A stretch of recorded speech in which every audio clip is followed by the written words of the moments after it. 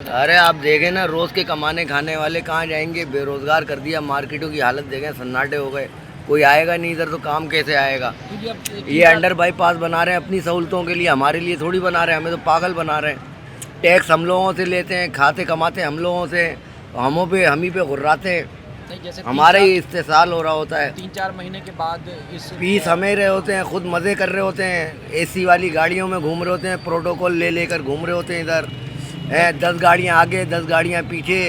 3-4 महीने के बाद अगर ये अंडरपास बन जाता है तो आप कह रहे मार्केट का फायदा नहीं होगा? 3-4 महीने में कहाँ बन रहा है भाई ये? हम 2 साल लग जाएंगे। सर 2 साल भी लगेंगे ये तो तो बोलते हैं चूरन देते हैं भाई, कौम को पागल बनाना है इन्होंने, अपनी जेबें भरनी होती हैं इन्होंने।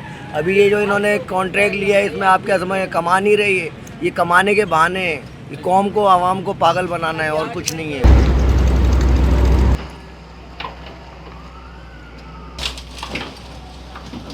अस्सलाम वालेकुम नाज़रीन, क्या हाल चाल है, कैसे हैं आप लोग? तो भाई सीधे हाथ पे है मेरे मीना बाज़ार और उल्टे हाथ में है जी फैसल बाज़ार। ये ख़वातीन जो शॉपिंग करती हैं उनको मालूम है कि इन बाज़ारों की क्या अहमियत है।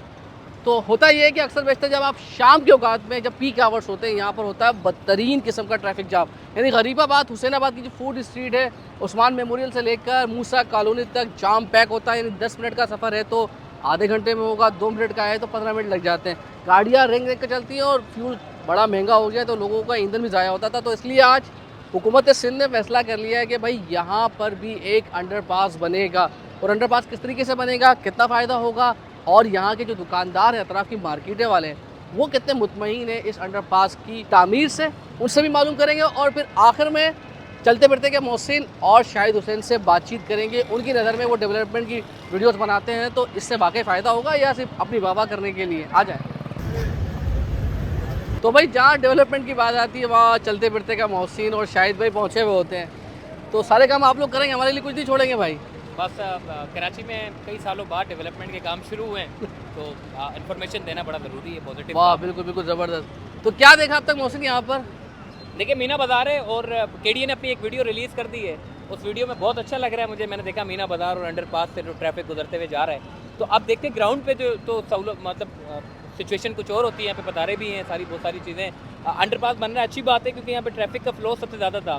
पीछे से आप देखा होगा आपने, लियाकताबाद से जब हम आते हैं तो गरीबाबाद से होते हुए हम सामने मूसा कॉलोनी की तरफ जाते हैं। तो मूसा कॉलोनी की तरफ जाने के लिए हमें शारा पाकिस्तान को क्रॉस करना पड़ता है, जो कि एक बड़ी शारा है। तो इससे ट्रैफिक का फ्लो सबसे ज़्यादा होता है।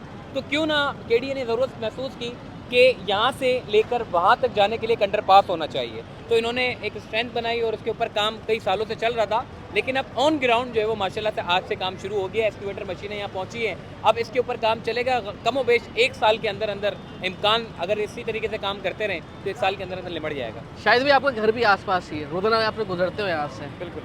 कितना ट्रैफिक जाम होता होगा? देखिए, अगर आपको हकीकतन बताऊं, ट्रैफिक जाम का ज़्यादा मसला इसलिए नहीं है कि रोड जो है वैसे मार्केट के हिसाब से ज़्यादा चौड़ा नहीं है, लेकिन सबसे ज़्यादा जो गफलत और लापरवाही है वो हमारे एंटी इंक्रोचमेंट और केएमसी की है। क्योंकि अगर ये रोड यहाँ नहीं रहेगा, अंडरपास बन जाएगा, तो ये सबसे ज़्यादा जो कराची में मशहूर तरीन और पुरानी मार्केट समझी जाती है फैसल बाज़ार और मीना बाज़ार।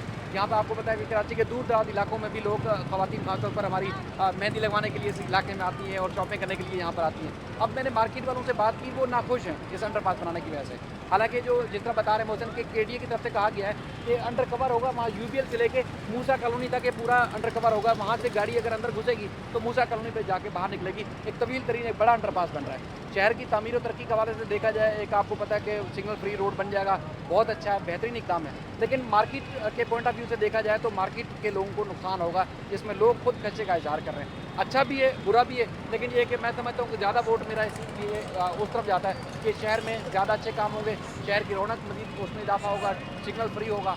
मेरा वोट उस तरफ है ज़्यादा, लेकिन लोग नाखुश इसलिए कि वो कहते हैं उनका कारोबार ज़्यादा कारोबार में हमेशा होता है। मसलन मुझे एक बात बताओ कि डेवलपमेंट शहर में होती है, थोड़ी परेशानी होती है, लेकिन उसके बाद फ़वाइद भी होते हैं।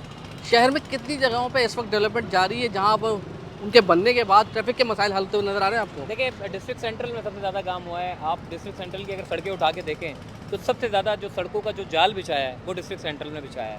उसकी ख़ास वजह ये भी बताई जाती है कि जी वहाँ पे कोई टाइकून रहता है, कोई किंग है, कोई डॉक्टर आसिम के नाम से वो एक किंग है, वो जो है वो काम करवा रहा है, उसकी सहूलत के लिए बन रहा है। भाई मैं ये समझता हूँ कि चले उसकी सहूलत के लिए बन भी रहा है, तो कम से कम लोग भी तो गुजर रहे हैं ना, डॉक्टर आसिम के अलावा लोग भी तो गुजर ही रहे हैं वहाँ से। डॉक्टर आसिम 2 से 3 बार गुजर जाएगा, बहुत 2 ज़्यादा से 3 बार गुजर जाएगा। वो कह रहे हैं जी ये जो अंडरपास बन रहा है डॉक्टर आसिम की सहूलत के लिए अंडरपास बन रहा है। अच्छा। तो ये बातें भी हो रही हैं, तो मुझे ये समझ नहीं आ रहा कि यार चलो डॉक्टर आसिम जैसे सेंट्रल में नहीं होना चाहिए, वेस्ट में भी होना चाहिए, साउथ में भी होना चाहिए, जगह जगह होना चाहिए, ताकि उसकी सहूलत के लिए कुछ तो डेवलपमेंट के काम हो सके। ये एक बड़ी ज़बरदस्त बात। मैं एक बात बताऊँ, यहाँ पर बाकी जहाँ कोई ऑपरेशन शुरू होता है डॉक्टर आसिम का नाम आता है, जहाँ पर कोई भी सड़क बनने लगेगी, नाले बन रहे हैं, तो कहते हैं जी डॉक्टर आसिम करवा रहे हैं। वो मुजाहिद कॉलोनी याद आ गई मुझे। नेगेटिविटी में ज़्यादा लेते हैं, लेकिन जिस तरह मौसम ने बताया वाकई इसका मतलब ये है कि पूरे शहर में आपको डॉक्टर कोने कोने में डॉक्टर आसिम को बिठा दो तो शहर एकदम ऊपर उठ जाएगा। ये वो इलाके हैं जो हमेशा बारिश में डूब जाते थे, अब नाले बन जाएंगे तो बाकी लोगों के घर भी बचेंगे और शहर खूबसूरत भी नजर आएगा, डूबने से भी बच जाएगा, नुकसान से भी बचेगा।